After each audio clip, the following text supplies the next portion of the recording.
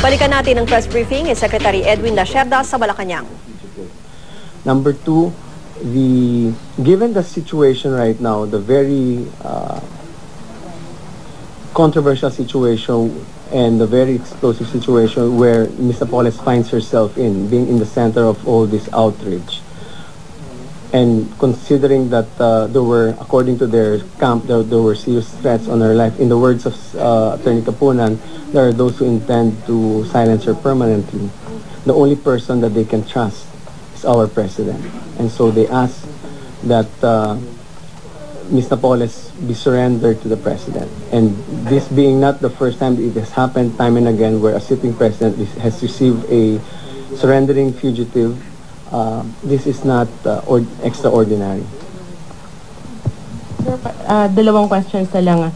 Yung isa po, follow-up dun sa sinabi ni Jeneline, can you recall for us kung ano yung sinabi verbatim ni Presidente during the 10 minutes na nag-usap sila? Hindi ko na ano yung una niyang sinabi? Did he say, good evening? Did he say, how are you? Na-check up ka na ba ng doktor? Paano po ba niya ni-receive si Napoles? At yung ikalawa, because you've been mentioning yung threat to her life and you said pa nga na there was intent to silence her permanently.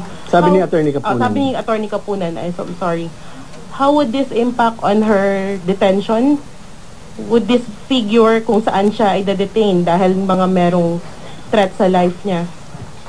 That will be... Nag-handshake daw po ba sila, sabi ni Wheeler? I don't recall. That will depend on the discretion of the... that will depend on the discretion of the court. Remember, in-return yung warrant ngayong umaga. So, it is now within the court's prerogative to say where she will be detained. Di ba? Masabi ko lang, Joyce, sinabi na rin kahapon ni Secretary Maro kasi pag hindi namin siya nahuli, galit ang gobyerno sa amin.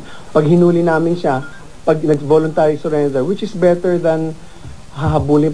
Kusang nag-surrender na, kusang sumuko na, nahawak na natin. Galit pa rin ang tao sa atin. Pero nangyayari po ito, hindi nangyari na po sa ilang mga presidenteng nakaraan na nangyayari po ito. So, we don't do something. We're dumb by some sectors. We do something to protect and to ensure that now the truth can move forward. We're still dumb, but we will still do the right thing. The president has chosen to do the right thing in this case to ensure that the truth now can move forward. Ano daw po ang sinabi? Ang sinabi ni Presidente, yung I've instructed PNP chief to ensure the safety, yun ang mga sinabi niya. It's about kay Ginang Napoles, kay Attorney Kapunan. Kasi yun po talaga ang hiling ng kampong Napoles.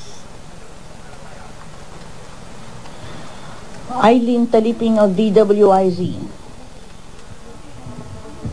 Good morning, sir. Nabanggit niyo yung safety and security na issue doon sa pagsuko ni Napoles. Kanino ba siya takot?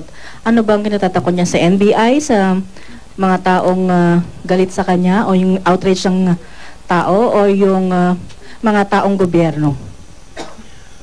Wala siyang sinabi kung saan ang banta. Pero given the situation where she has been identified as a key to all this controversy, I think any fair-minded, level-headed individual can draw some conclusions. But if you ask me, kung may nasabi siya saan ang banta nanggagaling, wala po siyang sinabi.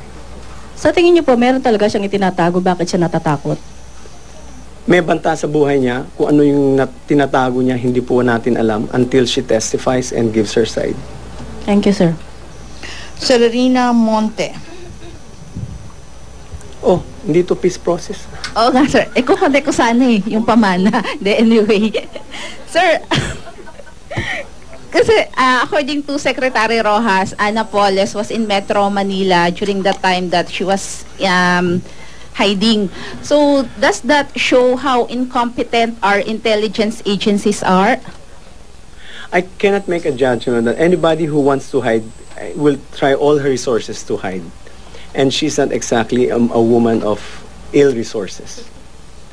Or could it be possible that somebody or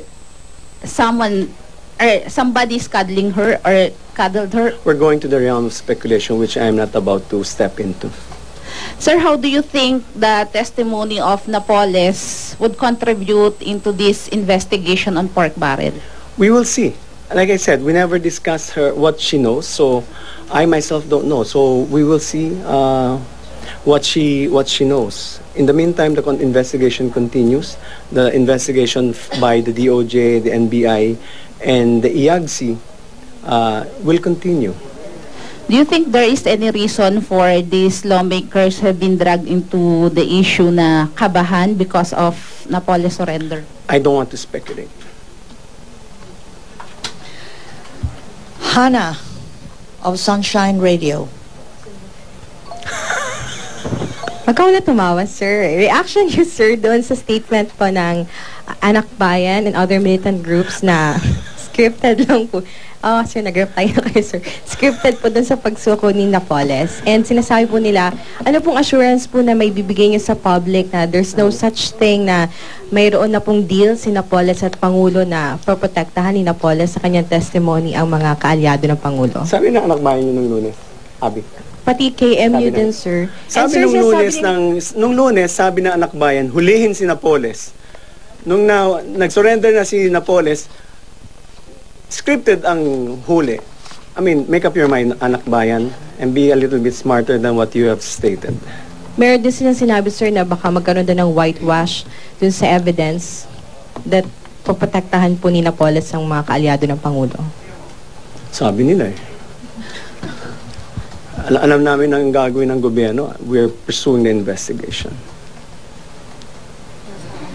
Inan Dolong of Solar News. Good morning, sir. Sir, you've been reiterating that this has happened or this has been done by previous I can give you other the list of the presidents, presidents yes, we know. from Quezon But for this to administration, Quirino. sir. Sir, for the Aquino administration, don't you think that this idea of accepting fugitives who voluntarily surrender, facing them or letting them face the president, doesn't this demean the office of the president, sir?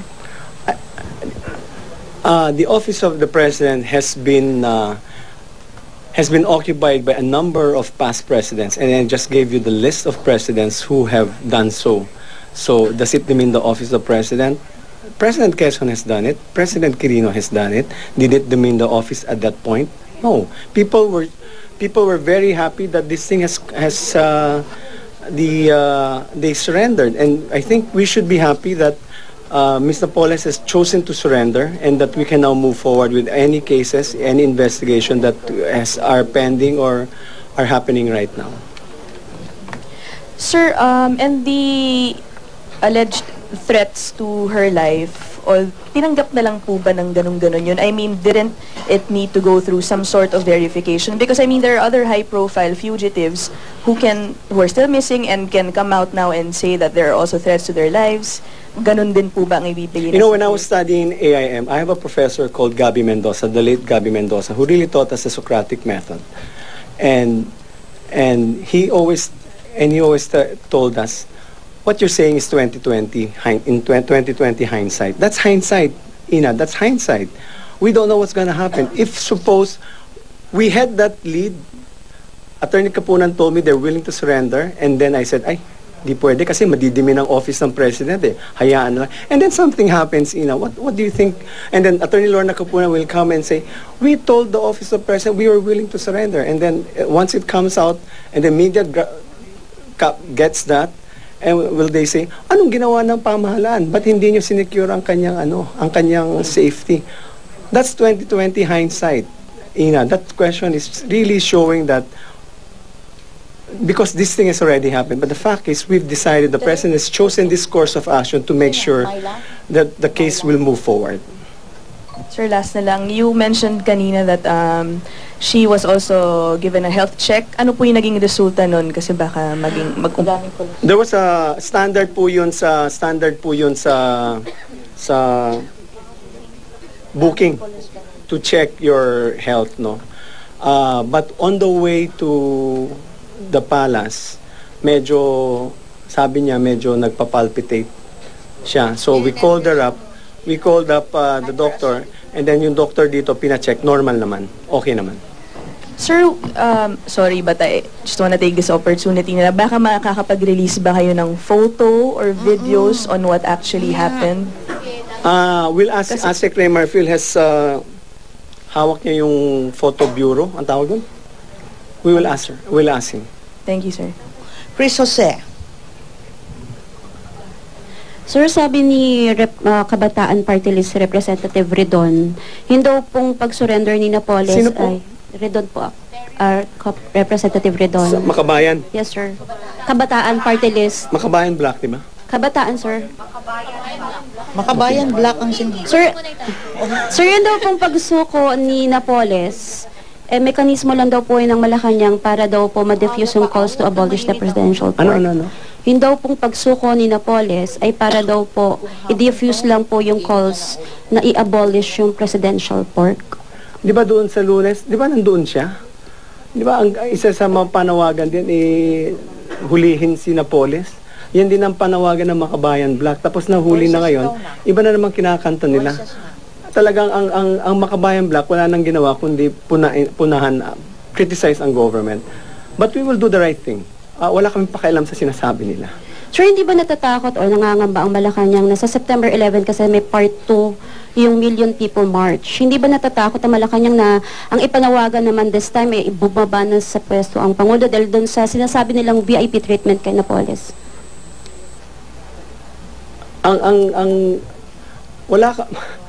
This is a fight against corruption. Ang mga pumunta noong Luneta ay pumunta doon, nagmarcha dahil galit sila sa corruption. Ito po ang pagdakip kay Ginang Napoles is one step forward in further resolving this situation and further finding out the truth. So, are we bothered? These are people who are now with us. Allies, our allies now in the fight against corruption. So why would we be bothered? Sir, And I'm sure that's a statement of very few. Sir, last point na lang po. Saan po tinanggap si Ms. Napoles? Sa bahay pangarap po ba or dito sa opisina ng Pangulo? Hindi, doon sa, on the way to the President's Hall, yung sitting area. Doon. Thank you, sir. Receiving. Sa receiving. Next question from Royce Sibal of TV5. Yung inuupuan nyo doon. Sir, I know na-clarify nyo na kanina na walang pinag-usapan about pagiging state witness or possibility na pagiging state witness ni Janet Napoles. Pero Sir, bilisan nyo, baka nandito na si dun sa Vice. earlier interview with Secretary Mar Rojas, he mentioned na nung nag-usap o kasama dun sa pinag-usapan nila Pangulo and Napoles, yung paghikayat sa kanya ni Pinoy to tell everything na alam niya. So, ibig sabihin, sir, ngayon pa lang, parang kinoconsider na talaga siya ng Pangulo. Kasi, remember yesterday, when the President was asked kung open siya dun sa pagiging state witness, he mentioned na pag-aaralan yan, pero may warrant of arrest. Pero now na surrender na si Napoles, ibig sabihin, sir, open na yung Pangulo. Dahil siya na mismo yung naghikayat. Kahapon lang nangyari yun, yung pag-aaral will only happen when we know the testimony of Ms. Napoles, which has not been given at this point in time. So we cannot make a judgment as to whether he can be used as a state witness. And also, by the way, let me just stress that the fact of one becoming a state witness is with the prosecution. It depends now on who will handle the case. If it's with the ombudsman, it's the ombudsman who will determine whether he can be a state witness. So that is not within our prerogative. It's within the body that will be prosecuting the case. And also, sir, siguro yung galit din or yung emosyon na nakukuha natin sa mga tao, especially sa social media, parang overkill or sobra-sobra naman daw yung concern and yung security na pinrovide for Napoles. Sinagot ko na yan, Royces, eh. It's all 2020 hindsight. If you look at it, it's all 2020 hindsight. Nangyari na yan, it happened. And now you're in a position to judge because it happened. If it did not happen, you are in a position to say, this government is incompetent. It cannot arrest a person. So now that we've done it, these people in online who doesn't have a sense of the gravity of the situation, where the most important thing is to get a key witness, a key personality in this whole situation who will be testifying and who will also be part of an investigation, who is a possible accused in an investigation, has now come forward. Everybody's been crying blood, and one of the things that they've been crying blood for the longest time is Janet Napoles. Now we have secured her, and that's the important thing. We can now move forward. Thank you, Royces. Weng de la Fuente of Net 25. Morning, sir. Sir, where do we factor in Secretary De Lima? Kasi, di ba, she's the one pursuing the case. And then, Are you concerned with your alter ego? hindi, concerned lang ako kasi she's pursuing the case, the NBI is pursuing the case. And then kagabi, parang walang picture ang DOJ, ang NBI. Kasi may issues nga daw. She was informed. She was informed. Okay. Sir, patanong lang, is it part of your job to make these arrangements po? It's part of my judge to be used wherever I'm useful. I was part of the peace process. So wherever I'm placed, the president will use me wherever I am useful. So, pero sir, Is it their request to surrender to the president mismo talaga? Hindi Yes. ho sa ibang agency, law Yes. enforcement agency? That's correct. Okay. Sir, kanina you've mentioned that this is practice even before. But previously, yung mga sumusurrender na mga fugitives sa presidente involves in ideological or political, not criminal case like this. That's correct. In fact, if you remember, we met with Chairman Murad of MILF. This is the president met with him. Also, by the way, that was the same question. Did it not demean the office of the president when he met with Chairman Murad? It's always the same question. If a president decides to meet with somebody and it will further whatever the purpose is, it's always yan ang tanong, bakit nga pala nadidiwin ang office ng presidente kung ang ginagawa ng Pangulo ay tama at wasto para sa bayan? Pero those fugitives are political fugitives, not criminal. Kasi di ba sir, pag kasi kaya may outrage ngayon kasi parang people cannot just believe na sa presidente po siya kailangang sumuko. Well, hindi ho kami ang nagsabi. Hindi po kami ang nagsabi sa presidente, we suggest that you surrender to the president. Hindi po kami ang nagsuggest yan po. So this is not our way of sinasabi ng may nagtanong diffusing the situation. It's not. It's the request of the camp of Miss Janet Napoles. That's why that request was made. okay. So, sir, one last point. You said that President wants Napoles to tell the truth. Ano yung truth na ina-expect natin sa kanya? Is the administration ready to take if she mentions involvement of allies? We don't know, number one, we don't know what her testimony will be. And as always, the guiding principle of this administration, of the president to the investigating agencies, is to go where the evidence leads us. Oh, hi Myla, you're here.